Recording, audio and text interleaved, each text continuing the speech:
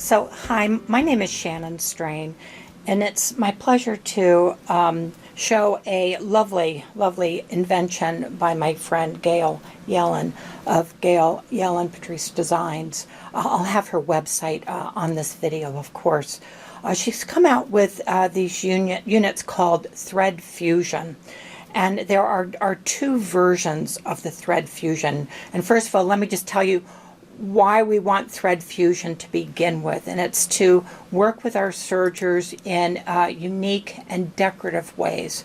And I'll have a little trunk show after my presentation here as far as the mechanics of this, just to kind of whet your appetite, because I always find seeing samples and what people can do with a serger, which is certainly for garment construction, using it with knit fabric. It works beautifully for the stretch that we all know and love, but the decorative uses of this serger is just amazing, and Gail's Thread Fusion certainly puts that over the top.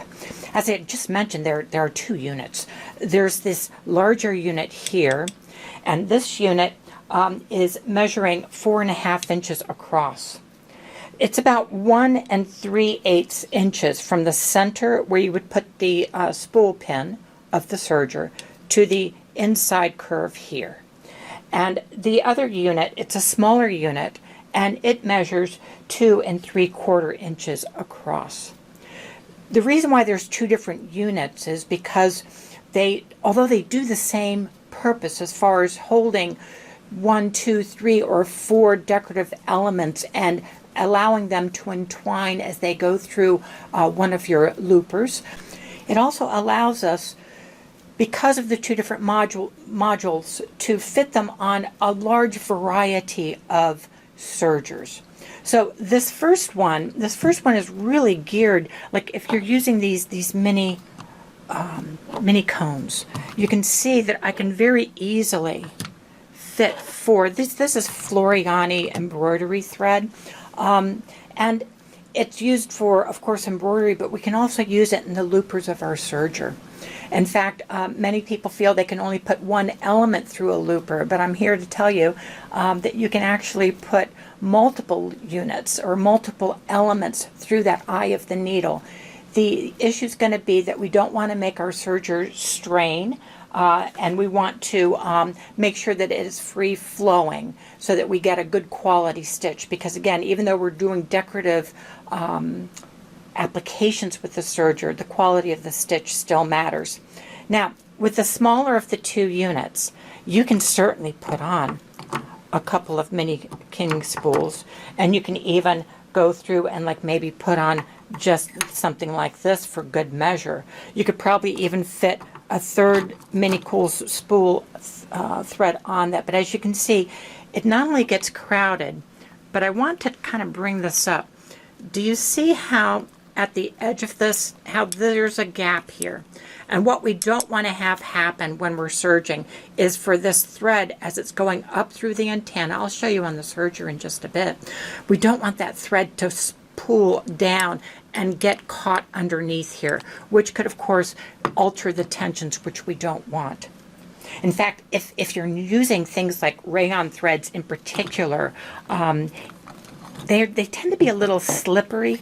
They're very beautiful, but as with most pretty things, you do have to put a little more effort to get them to use. And this is an example of something called a thread net. And this thread net, it is just it's just this webbing, as you can see here, that I can put over a rayon thread. So say, for instance, if this was a rayon thread, let me just use a different color. If this was a rayon thread, what I would do is I simply grab hold of the thread net like so, stick it through, and then what I like to do is I like to leave this part open enough that the thread can come out, and I leave this just tucked underneath enough so that it kind of captures anything that wants to spool down below. In fact, if I applied this so this was a little taller on the spool, do you see how the net starts to leave the base. And sometimes threads can actually work their way down and catch on the base there. So rule of thumb is just to bring this netting down just a bit so it covers underneath. And then of course you can put that on your thread fusion and party on. A couple of differences in addition to the size that I do want to point out. Do you see how this unit has a scalloped border around the sides? This is because, as you well know, on our serger we're generally using 2, 3, or 4 threads for general construction. If it's like a flat lock, a 3-thread narrow, 4-thread serge, etc. And so on our spool pins there are other threads that need to live, like the needle threads. And so if we have a spool pin that is on the serger now, do you see how that nestles in there? That was just pure genius on Gail's part to make something so it's large enough to hold the base of the mini spool pins, thread pins, and yet allows enough room for the adjacent or the neighboring spool pin on the serger to have room to work. You know, another big thing that's different, and this small one that I'm showing you, I believe Gail is also going to refer to this as a universal. Let me see if I can kind of show you that eye. Yeah, this might be best. Do you see how the eye where the spool pin comes through in the center of both of these devices? Do you see how the one here on my left, this is on the smaller of the 2 units, that it is larger than the one on the right? This will fit on most sergers that are not linear. I'll talk more about that in a bit. This will fit on the majority of sergers out there, so we would tend to call this a universal. A universal because in particular with our baby lock sergers, which I love those sergers, I own a Triumph myself, the base of that serger pin for the thread, it's actually wider than the tip. And so because it flares out, I want to be able to use to get this all the way down on the base of the unit. And there are ways that we can do this. I'll show you on the serger in just a bit, using such things as a spool coaster, which we'll show. One thing I do want to point out is if you look at the 2 units, as far as the pins are concerned, do you see how they kind of line up there? So the the spool pin distances are the same. It's just that the base is different. The other thing that's different about these bases is nothing like black on black, but let me see if I can kind of give a reflection here. Do you see how there are these 4 rubber, and just take my word for it, these are rubber. This base, it feels to me like more like an acrylic, hard. This is softer kind of rubber. And the thing I love about this is, I know Gail showed this on her video, but I've got to tell you, I'm not a weak person. I am really pushing on this thing. I got it to move a little bit, but this thing really sticks. And you really want that because you don't want, as you're serging and the thread is coming off 2, 3, or 4 spool pins, you don't want that unit vibrating or slushing around. On the smaller of the 2 units, as opposed to these separate little rubber feet, what Gail did is she designed this so now there is a rubber ring around the entire unit. Do you see how that is? I mean, I think that's remarkable. So instead of the 4 separate rubber pieces, it is a rubber ring. And so as I put this on the table, once again, I'm pushing on it. Even with that smaller footprint, there, I mean, you can see how my fingers are moving here. That thing is not moving. Unless you want it to, you can pick it up, of course. So I have here in front of us a variety of threads that work well on the serger. Now, all threads are not created equal, and thank goodness for that, because variety is certainly the spice of life. What I arranged for you from left to right are different gauges or weights of thread. And so, for instance, on my far left here, this beautiful variegated thread, this is by Madeira, and this is actually a 4 weight thread. The lower the number the heavier the thread. Just to kind of give you some idea, like if I'm an embroiderer, I'll generally use, say, a 40 weight. If I'm a quilter and I'm doing free motion quilting, I'm oftentimes like at a 50 or 60 weight. So again, the lower the number, the heavier the element. And although we can combine threads or use them as a single in the serger, the thing that we need to make sure that we're aware of is that there is something called physics, and whatever we put through the eye of the needle must fit comfortably. It must flow comfortably so you can get a successful embellishment. So here we have Katona, that is at a weight of 4. This is Madeira Decora. This is at a weight of 6. I use this a lot, absolutely a lot. It's called Glamour. And this is actually at a weight, I think that's a 12. No, excuse me, this is an 8. This is an 8. And we're getting now into a weight of 12. These are Sulkies, and Sulky at a 12, excuse me, at a 30 weight, and Sulky at a 12 weight. And then here we have Madeira thread, or Issacore, Robinson Anton. These are all very popular brands of embroidery thread, and for other reasons. This works beautifully on the serger. This is at 40 weight. And this little guy here, this is a Janome Kimono silk, excuse me, Kimono metallic. And that is at a, I believe this is at a 60 weight. It's a very thin thread. So if you can imagine, on Thread Fusion, we can take two elements and combine them and form something new and fabulous. But as I zoom in here, before I do, let me just point out these. These I've got from Gail Patrice's website, and again, the website is certainly going to be posted here on the video. But these are 12 weight collections, and so this one here, this one is called the Bayside Blooms. Love that, very beautiful.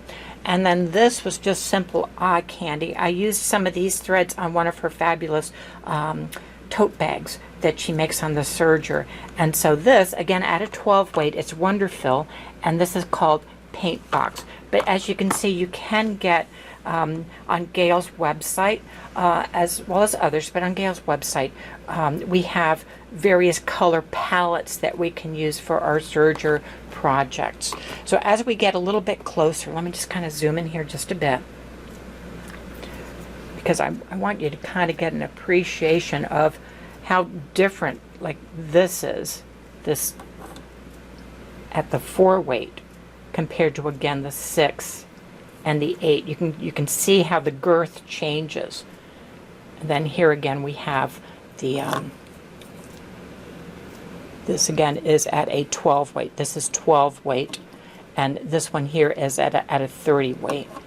And then this guy here again, the 14 and the metallic. So a large variety of threads. You know, one of the things that I learned from Pam Massey, who's another great educator. Do you see this thread? This is a beautiful variegated Madeira thread, and this works lovely on the serger. But if I combined, let's say when I'm using this, like in, say, a rolled hem, the colors are maybe a little too vibrant, or it's having more of an impact than I want it to. What you can do is, with Thread Fusion, you can take two threads. All I did is I grabbed a similar thread from Madeira. These are beautiful rayon threads. And again, rayon threads tend to be a little slippery, so do make sure that you put that thread net on. But you can see that in the colorway, when I put this in here, it would kind of tone down that yellow. When I take this on my Thread Fusion, of course, and I'm putting these two cones on and working the magic that Thread Fusion provides me. So here we're looking at the back of a L-890 Bernina machine. This is the serger thread deck for this machine. And just to point out a couple of things, you know, the pin arrangement's a little different than the baby lock. So this would be for my left needle, my right needle. This is for the upper looper. The lower looper is over here, and this would be for the chain looper if I'm doing cover stitch. My thread fusion on this machine is set up on this pin. It's the larger of the two units, and you can see the dark base here. Again, it's the one that has kind of the petal type of indentation on either side of it, and you can see how fabulous the engineering is, how the antenna of this machine nestles right in there with the thread fusion, and this is the larger of the two.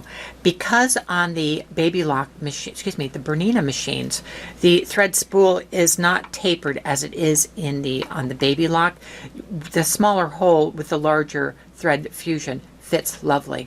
What I have here are 3 threads. I have a 30 weight sulky with a Madeira variegated and a Floriani variegated. Both of these are 40 weight, so this is a little heavier here. In fact, I think this is actually a 12 weight here, so nice and thick.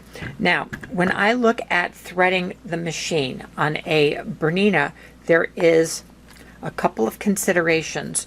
Just like with the baby lock, we have here a pre-tension, and then we have here the tension discs, which are right here. One of the differences between the two machines is on the baby lock machines we have automatic thread tension systems. I think they call it automatic thread tension, ATD, something like this, ADT. This has electronic thread tensions, but they can be independently controlled.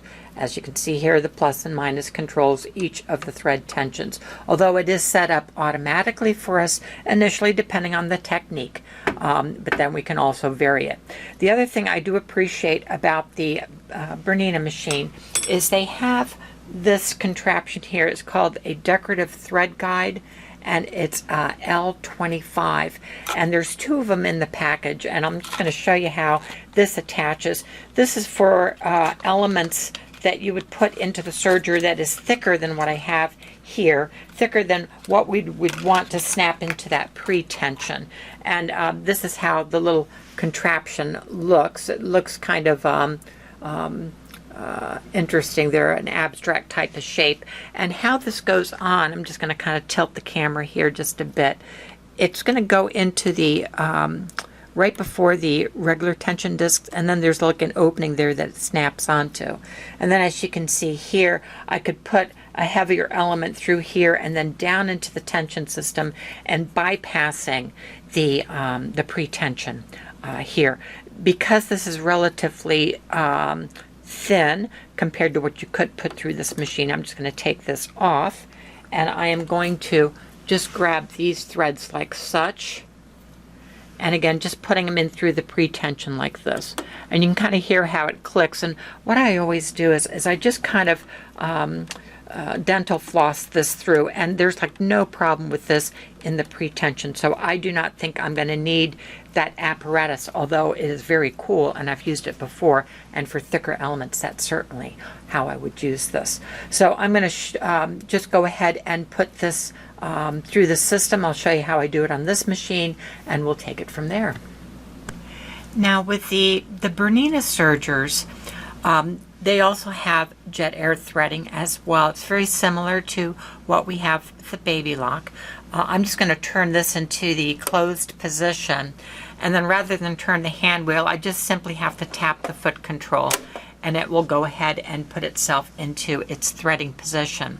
Now, I'm not going to thread this just with the air threader and put it through. I'd rather show you how to bypass the mechanism, because let's face it,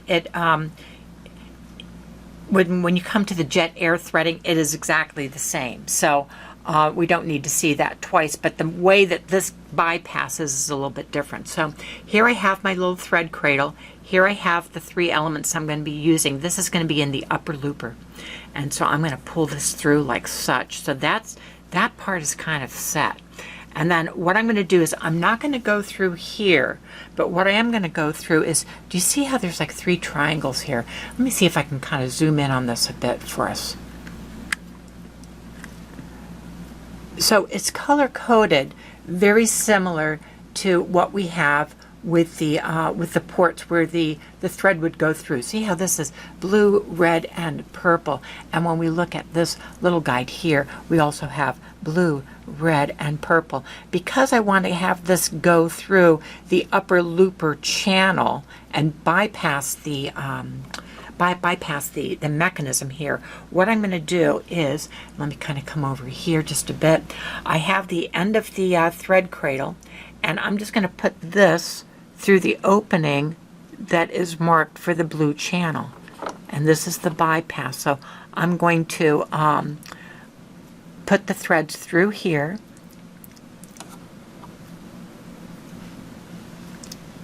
And let me kind of just pull all these guys there. And so these guys will be all through here. Fortunately, I didn't get all of them. Let me try that again. You're going to see the method to this madness in just a moment. So I'm going to put these guys through here. Great. And then I want to tuck this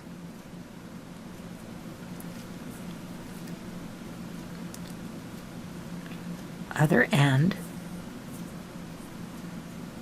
through here.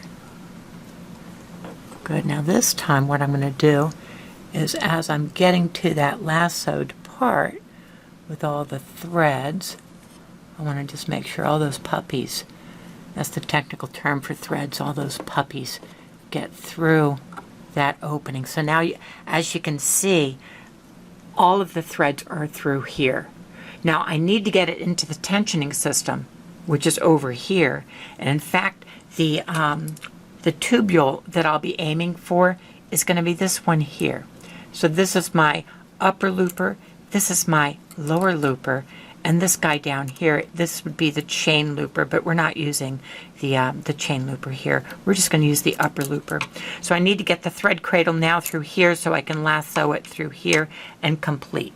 So I'm going to first grab my thread cradle. These little thread cradles are very useful. And as if I was going to jet air thread, let me back out just a bit. I'm just going to put it through the mechanism here, like you would think one would thread normally. And I'm just going to stick that little guy there and push, and it just takes that so nicely. And then you can see how at the looper end, how the thread, the upper looper, the thread came out here, of course, right there. So what I want to do now is I want to go ahead and grab that upper looper thread.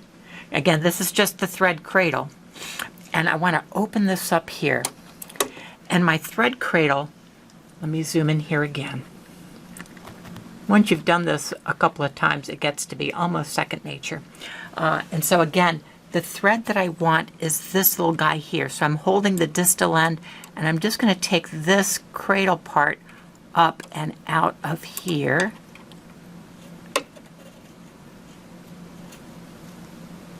Good. And so now I have this end here, right?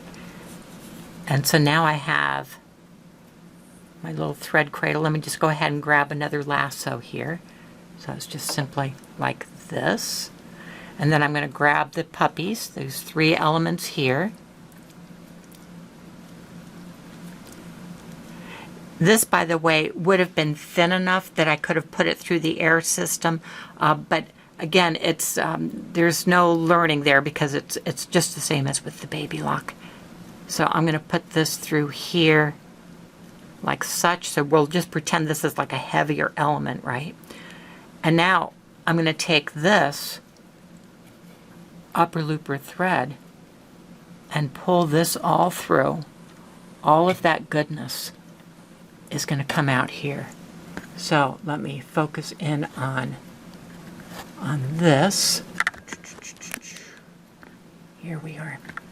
So you can see that all of the three puppies now are out of the upper looper here, and this is how we would bypass on the L-890, the L-860, the L-850, all of those wonderful machines.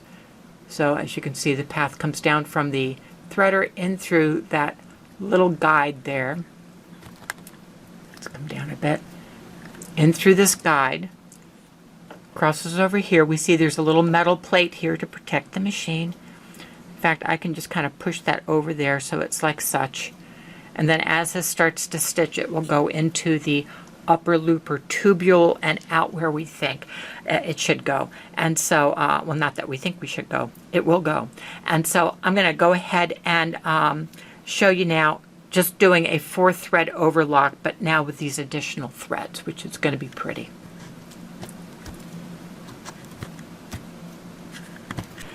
So whenever I do anything new, different, funky with the machine, rather than put pedal to the metal, I always like to, and this is just Shannon, I like to take the hand wheel and I like to just manually turn it. And the reason why I do this is I just want to see, is there anything clunking, bumping, scraping, anything that would make me think, my gosh, I'm glad I didn't push the foot control. Generally, nothing ever happens. It's just me.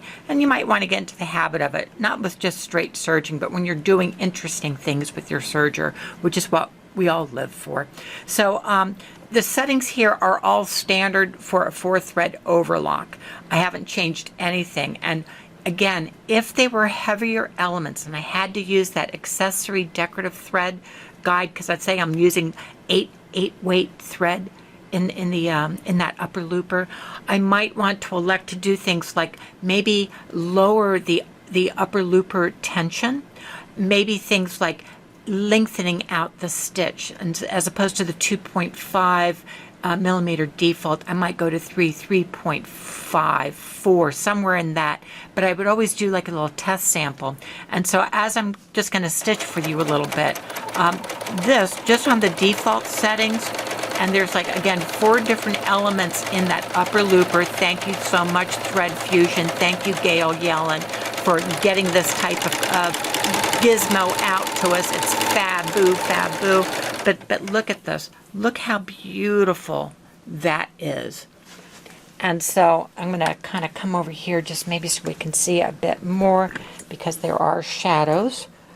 And let's come up here and see. Yeah, so look how nice that is.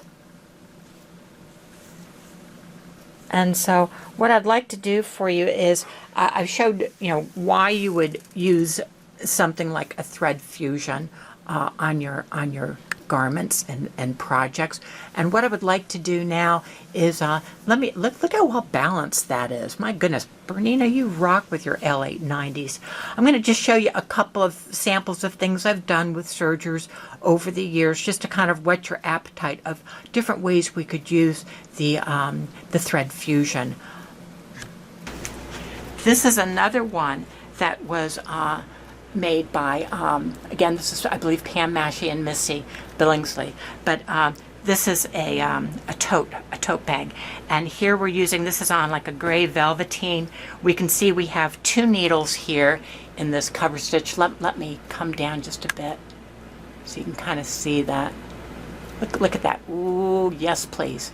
And it's using the quilter bar on the machine, so that's how I get it nice and evenly spaced there. This was so fun.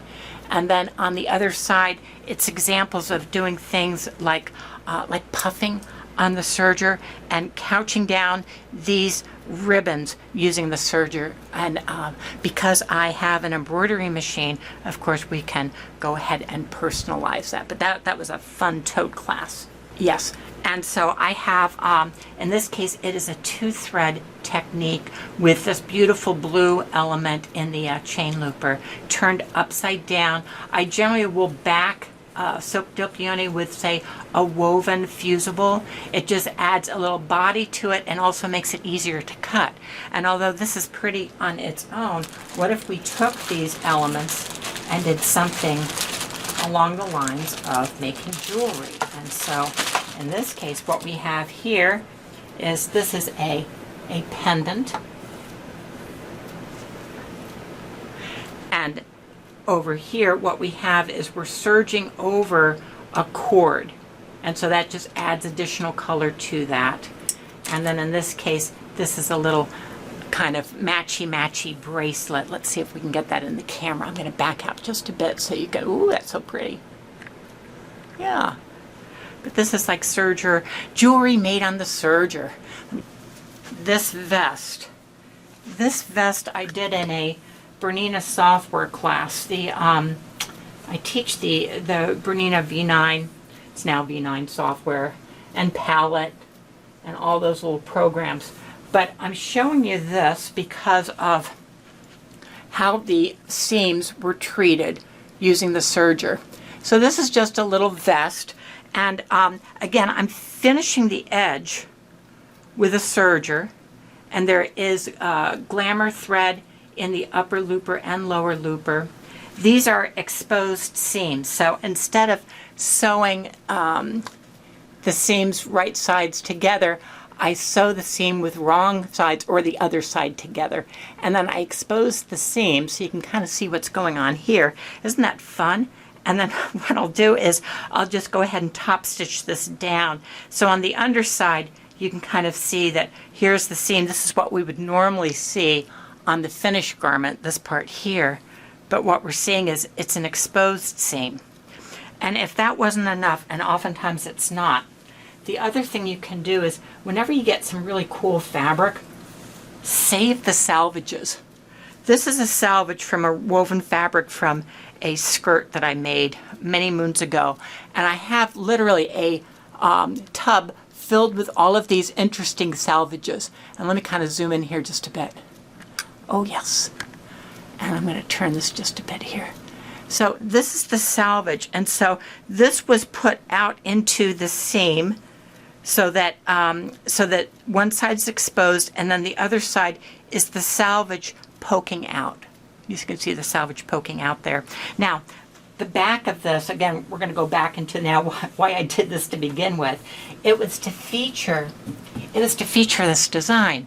It was just a kind of like a red work design done on the embroidery machine. But a lot of times when we're thinking of embroidery, we're thinking of, you know, heavy satin stitches, heavy step fill, etc. But this is just lovely because it's kind of tone on tone. It's very subtle with these roses, and it's framed nicely with the serger and using those exposed salvages. And that was kind of showing them how to do multi-hooping and placing on larger projects. So I'm hoping that that kind of gave you an idea of some different things that we can do with the serger. Again, these thread fusion units I have had so much fun playing with. They are definitely in my tool of tricks now, thanks to Gail. And again, the fact that I can put so many different elements now through the looper and just get additional effects that was not possible before. So appreciate you guys' time, and hopefully you learned a thing or two. And by all means, I look at the comments. If there's any questions, please reach out. Take care. Bye for now.